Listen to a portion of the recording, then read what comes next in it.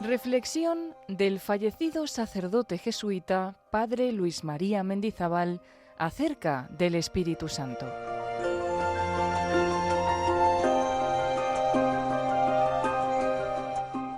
El Espíritu Santo, Espíritu de Cristo y nuestro. Actualidad y centralidad de este tema en la doctrina cristiana. Empezamos estas charlas sobre el Espíritu Santo, Espíritu de Cristo y nuestro, con una oración que leemos en Guillermo de San Teodorico. Aficiónanos a ti, Espíritu Santo, Santo Paráclito, Santo Consolador, consuela la pobreza de nuestra soledad, que no busca desahogo fuera de ti. Ilumina y vivifica el deseo del que tiende, para que se haga amor que ya disfruta. Nos indica este texto cómo el Espíritu Santo, que de hecho está dentro de nosotros, comunica un dinamismo al alma y tiende a que el deseo se convierta en fruición, a que llegue a la plena unión. Con este deseo vamos a entrar en un tema que es, por una parte, sumamente actual y sumamente delicado por otra.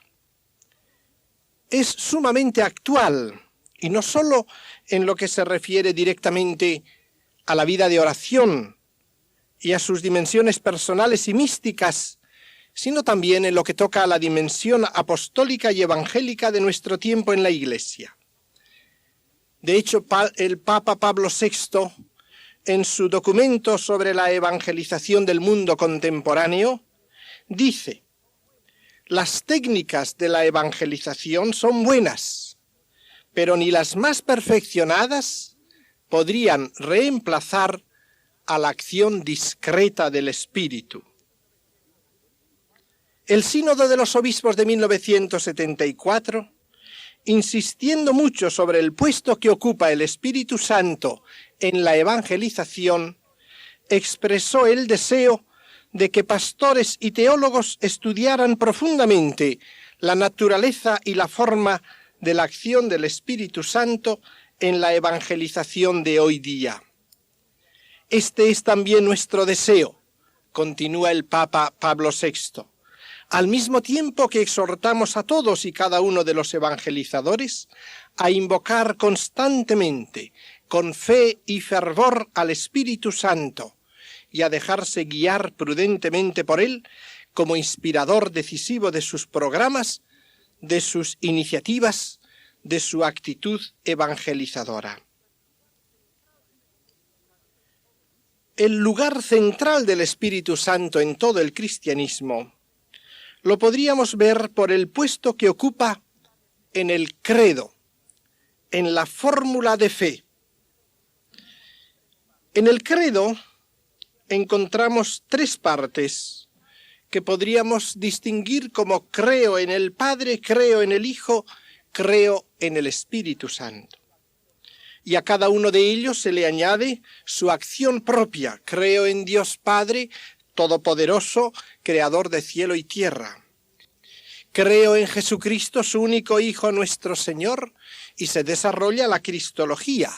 Dios de Dios, luz de luz, consustancial al Padre, por quien todo fue hecho, que por nosotros bajó del cielo, se encarnó de María Virgen, padeció, resucitó, subió a los cielos, está sentado a la diestra del Padre y vendrá a juzgar a vivos y muertos. Creo en el Espíritu Santo, y aparentemente se dice bien poco del Espíritu Santo.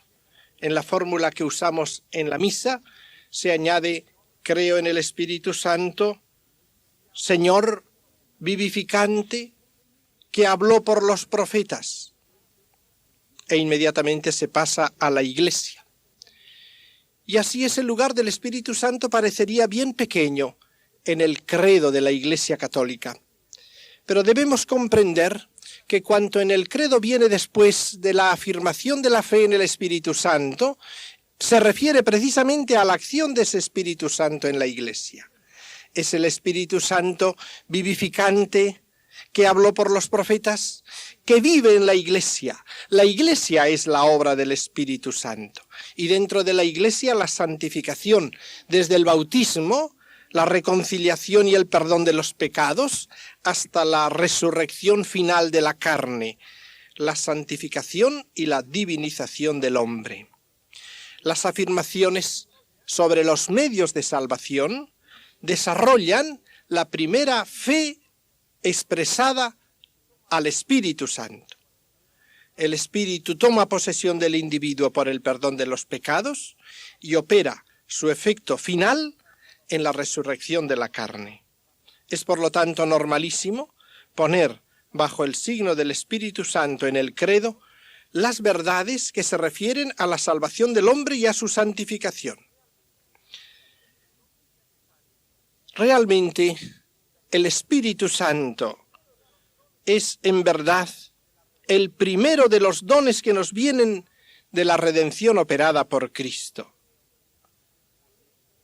Afirma San Ireneo, Él es el don que se dio a la Iglesia al tiempo de la misión de los apóstoles, para que recibiéramos por Él la imagen y la impronta del Padre y del Hijo. Es el don por excelencia, el que los creyentes reciben de la Iglesia en el bautismo. Y todos los misterios del bautismo y de la vida cristiana se resumen en este don del Espíritu. Y el mismo San Ireneo, el gran padre de la Iglesia, tiene esta frase: el Espíritu Santo es el que al fin de los tiempos ha sido distribuido de una manera nueva sobre la humanidad para renovar al hombre sobre toda la tierra en vista de Dios. Y San Hipólito nos habla de la tercera economía, que es la gracia del Espíritu Santo. El Concilio Vaticano II ha tratado con mucha amplitud el tema del Espíritu Santo y nos ha dado toda una doctrina de su teología. Lo ha hecho en el decreto Ad Gentes sobre la evangelización del mundo gentil, en la Constitución Gaudium et Spes de la Iglesia en el mundo, pero sobre todo en la Constitución central del Concilio, en la Constitución sobre la Iglesia. Enseña el Concilio que el Espíritu que procede del Padre al mundo mediante Cristo y que da vida al mundo, aun estando presente a la entera evolución del mundo y llevando él mismo a cumplimiento la obra de la salvación, se ha difundido en Pentecostés sobre la Iglesia como en su lugar privilegiado.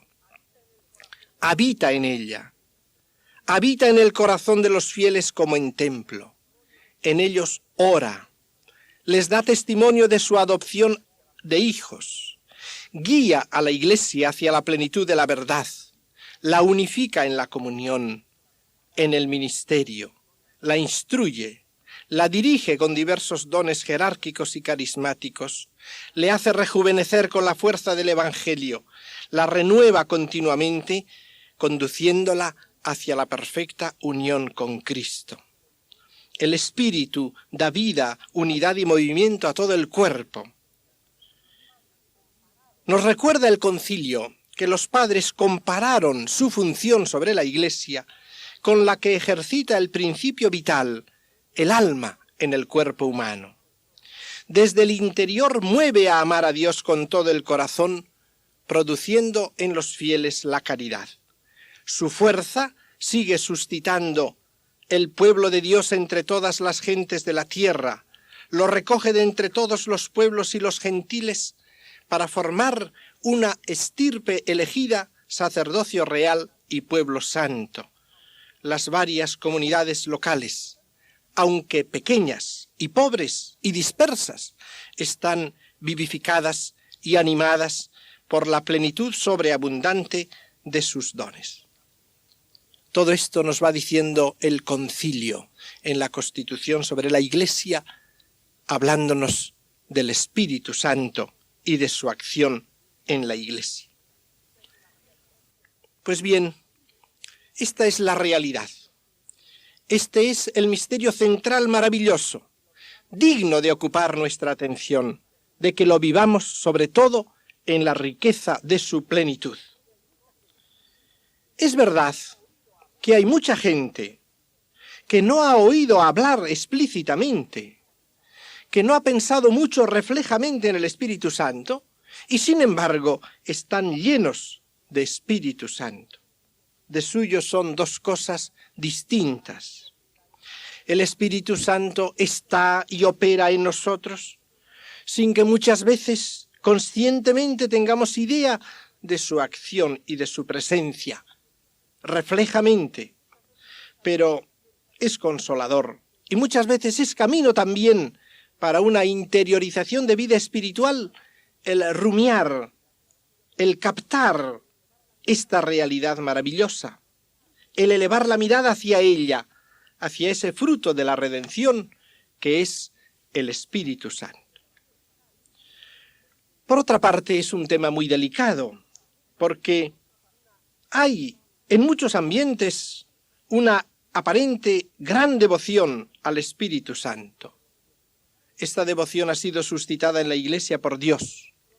Encontramos movimientos llenos de devoción hacia el Espíritu Santo, movimientos carismáticos, movimientos estimulados por la conciencia de la realidad del Espíritu Santo, atraídos por él.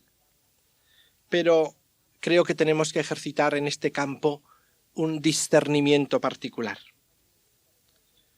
En algunos hay una inclinación hacia el Espíritu Santo porque en el fondo les agrada una cierta forma impersonal de la presentación del Espíritu Santo. Parece que al hablar del Padre y del Hijo hablamos de algo como más concreto. El Padre y el Hijo parece que se nos imponen más. Y no sé cómo el Espíritu Santo parece como que aletea, como que va y viene. Parecería que casi uno domina más al Espíritu Santo. El Espíritu Santo nos viene como más flexible. Parece que favorece más la espontaneidad, la iniciativa personal. Y entonces muchas veces afirma uno moverse por el Espíritu Santo, que el Espíritu Santo le lleva y le conduce, cuando quizás en realidad le conduce el propio Espíritu. Y así resultan ciertas ambigüedades en nuestra vida.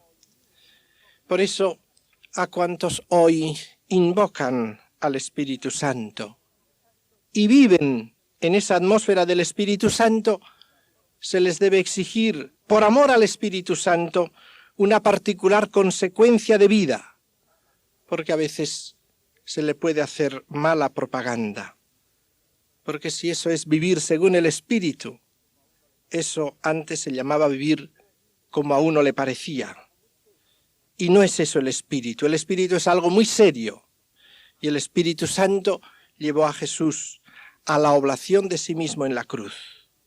Se ofreció a sí mismo en el Espíritu eterno. Es pues un tema central y es un tema delicado. ¿Cómo vamos a tratar este tema? Podríamos entrar en el misterio trinitario, adentrándonos en elucubraciones sobre las procesiones divinas en aquel misterio insondable de la Trinidad. Pero no vamos a ir por ese camino. El Espíritu Santo se nos revela en Cristo y por Cristo. Quien ve a Jesús, Hijo de Dios, en su manifestación plena, ve al Padre, pero no solo al Padre, en alguna manera ve al Espíritu Santo, descubre en él su secreto. No es solo una energía divina, sino que se nos manifiesta en Cristo alguien que tiene su origen en el misterio de Dios y que tiene su lugar en las relaciones trinitarias. Y es exaltante que sea precisamente el rostro de un hombre el que nos introduce en la inteligencia de una persona divina y de la misma vida infinita de Dios. Precisamente por la entrada de Jesús de Nazaret en lo íntimo de la divinidad y por su colocación en el origen eterno del Espíritu, este Espíritu adquiere ante nosotros una concreción particular. y se nos manifiesta el sentido de la efusión del Espíritu de Dios sobre el mundo. Y desde ahí llegamos a verlo como alma de la Iglesia, como alma del cristiano, nuestro espíritu. Es un misterio insondable que nos es ciertamente imposible entender, pero que podemos barruntar. Es un misterio insondable. Lo hemos de experimentar en cierta manera, y hablo de una experiencia en sentido espiritual, no precisamente de esas experiencias exaltantes de un momento. Una experiencia profunda, muy verdadera. Jesús decía, hablando en la última cena, cuando venga el Paráclito, entonces conoceréis que el Padre está en mí, y yo en el Padre, y vosotros en mí.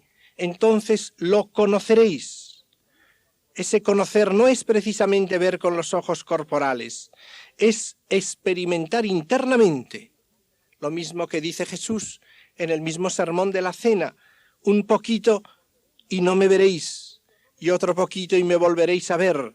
El mundo no me verá, pero vosotros me veréis, porque yo vivo y vosotros vivís.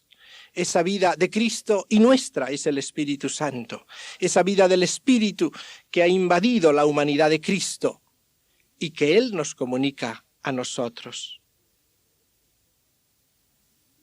Pentecostés, en su contenido fundamental, que no es precisamente el ruido del viento, que no es precisamente la visibilidad de aquellas lenguas de fuego, sino su contenido íntimo, la comunicación del Espíritu Santo, el hecho que está bajo esas apariencias, bajo ese vendaval, esa realidad es la que se nos comunica también a nosotros. El viento, las lenguas, aun cuando atrae nuestra imaginación, como la traen también en algunos fenómenos ciertos ruidos exteriores que tienen una particular atracción de nuestra imaginación y de nuestra inclinación humana. Pero ese viento y esas lenguas, esos fenómenos tan visibles, no son lo sustancial. Lo sustancial, la comunicación del espíritu, es visible en la conciencia, a manera de otros hechos interiores, cumpliendo la palabra de Jesús, estará en vosotros y permanecerá en vosotros. Terminología fundamental en San Juan. Permanencia del Espíritu. Es una era nueva, muy superior, hasta el punto que llega a decir Jesús que siendo el Bautista el mayor de los hijos nacidos de mujer, el más pequeño del reino de los cielos es mayor que Juan Bautista. Porque estamos en una nueva situación, en esta comunicación del Espíritu Santo. Realmente es una era nueva, expresada en una palabra misteriosa que ocupará nuestra atención en ocasiones sucesivas, cuando en el capítulo 7 de San Juan Jesús dice aquella palabra misteriosa: quien tenga sed, que venga a mí, y beba quien cree en mí. Y en aquella ocasión añade Juan, esto lo decía del Espíritu que iban a recibir los que creyeran en él, porque todavía no había Espíritu, porque Jesús aún no había sido glorificado. Aún no había Espíritu, todavía no había Espíritu. Palabra pues misteriosa que está indicando esa era nueva. Claro está que en cierta manera había espíritu. Claro está que vemos personajes inspirados por el Espíritu, movidos por el Espíritu. Y sin embargo Juan dice, todavía no había espíritu. Y es que hay un cambio fundamental. Diríamos que hasta el momento de la glorificación de Cristo se comunicaba el Espíritu, pero en una comunicación todavía rudimentaria, en cierta manera como desde fuera. Y cuando Jesús sea glorificado en Pentecostés, que es el momento cumbre, el Espíritu Santo se dará al hombre, se dará a la Iglesia. Anotemos bien esta palabra clave, darse, terminología del amor, darse. ¿Cuántas veces también nosotros vivimos en una cierta amistad con el Señor, pero no nos hemos dado? Darse. El Espíritu no se había dado. Es muy distinto inspirar a una persona que darse. En cambio, desde Pentecostés, desde la glorificación de Jesús, el Espíritu está dado al mundo, está dentro. Es el Espíritu de la Iglesia, es nuestro espíritu, mi espíritu. Por eso titulamos estas lecciones el Espíritu Santo, Espíritu de Cristo y nuestro. Este don del Espíritu es la coronación de los misterios de Cristo y de los misterios litúrgicos. Los misterios del Verbo hecho carne se ordenan a la comunicación del Espíritu, que de esta manera corona la obra de Cristo. Así lo dice el canon eucarístico cuarto, recordándonos que para coronar su obra envió el Espíritu Santo como primicia para los creyentes, a fin de santificar todas las cosas, llevando a plenitud su obra en el mundo. Corona la vida de Cristo. Y esto no por un capricho, como si hubiera podido darlo lo mismo el primer día.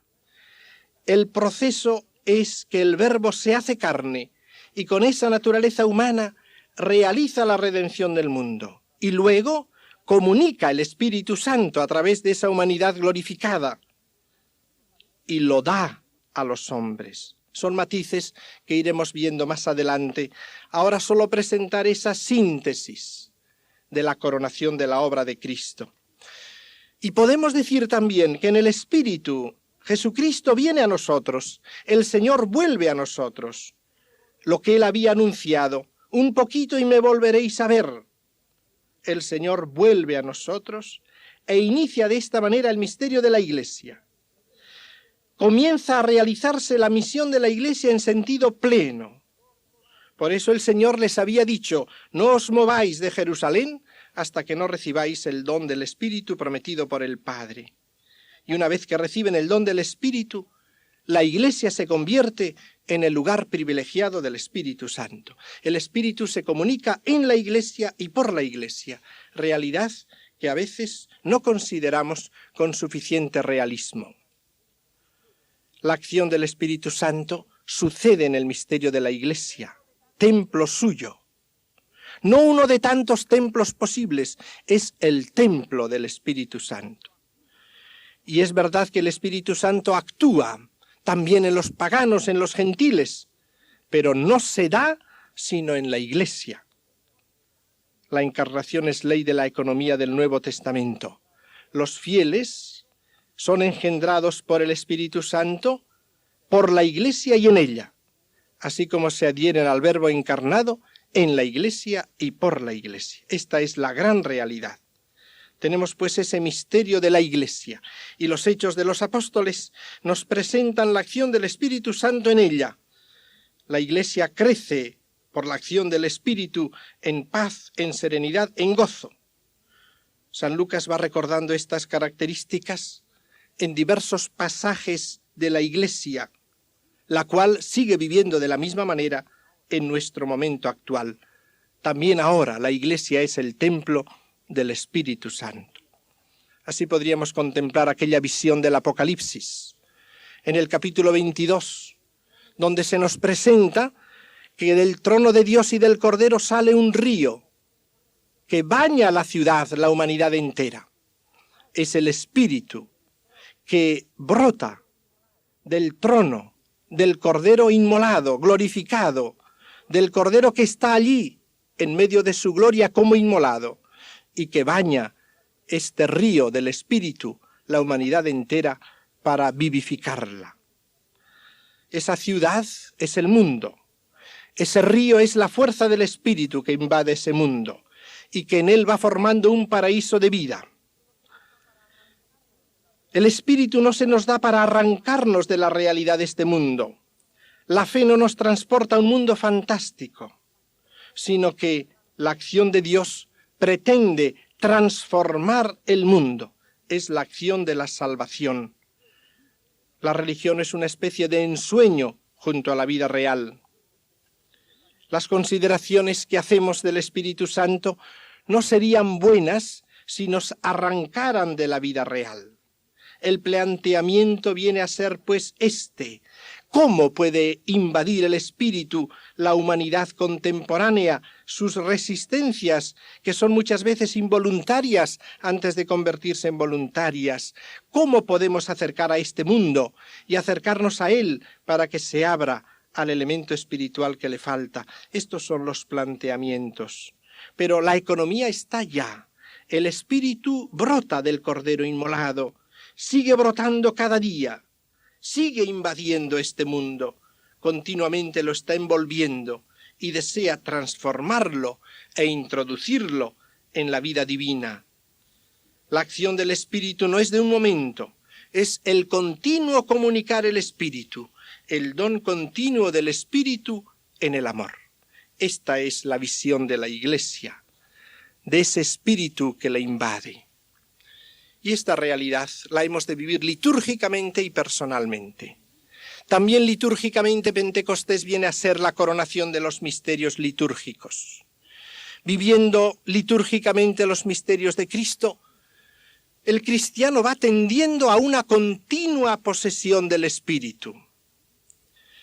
Y como decimos de los misterios de Cristo, podemos decir también que la comunicación del Espíritu es coronación de cada uno de los misterios litúrgicos. Se da en todos ellos, y a través de todos ellos se prepara una donación superior, como coronación de cada uno de los sacramentos, del bautismo, de la confirmación, de la Eucaristía, de la penitencia, del orden, del matrimonio, y en esos sacramentos actúa el Espíritu y se da el Espíritu. Debemos vivirlo, pues, eclesialmente, litúrgicamente y personalmente. Se da, de hecho, a cada uno de los miembros de la Iglesia. Y ese darse constituye el tono íntimo de nuestra vida. Es la presencia del Espíritu Santo. Iniciación al misterio de la vida de gracia. Es el misterio del hombre espiritual cristiano que vive del Espíritu, que es movido por el Espíritu y que tiende a la plenitud del Espíritu. Esto es lo que vamos a tratar nosotros, este misterio central de la vida cristiana. Y para explicar lo que quiero exponer, diré simplemente que mi proyecto es el siguiente. Es como un tríptico maravilloso. El Espíritu Santo forma el corazón de Cristo. El corazón de Cristo comunica a los hombres el Espíritu Santo. El Espíritu Santo forma el corazón de Cristo en el interior de los hombres. Estos temas los desarrollaremos en las lecciones siguientes.